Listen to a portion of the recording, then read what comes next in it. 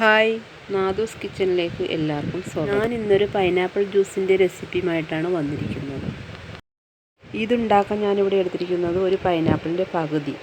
ഇത് ചെറുതായി കട്ട് ചെയ്തെടുത്തിട്ടുണ്ട്. മിക്സിയുടെ ജാറിലേക്ക് ഇട്ട് കൊടുക്കാം. ഇനി ഇതിലേക്ക് വേണ്ടത് 2 ചെറിയ ക്യാരറ്റാണ്.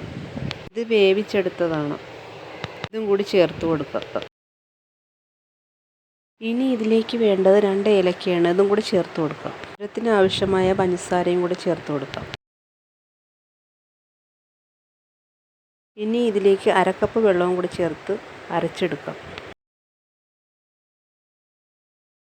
അരച്ചെടുത്തതിന് ശേഷം ഒന്ന് അരിച്ചെടുക്കണം.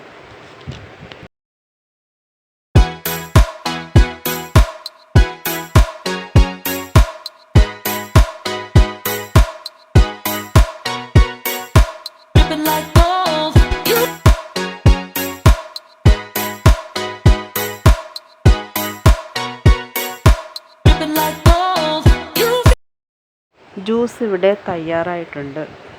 ഇനി ഐസ് ക്യൂബ് ചേർത്ത് സെർവ് ചെയ്യാം. നിങ്ങൾ ഈ വീഡിയോ ആദ്യമായിട്ടാണ് കാണുന്നതെങ്കിൽ ഒന്ന് സബ്സ്ക്രൈബ് ചെയ്ത് സപ്പോർട്ട് ചെയ്തേക്കണേ. ഈ വീഡിയോ ഇഷ്ടപ്പെട്ടെങ്കിൽ ലൈക്ക് ചെയ്യാനും മറക്കല്ലേ.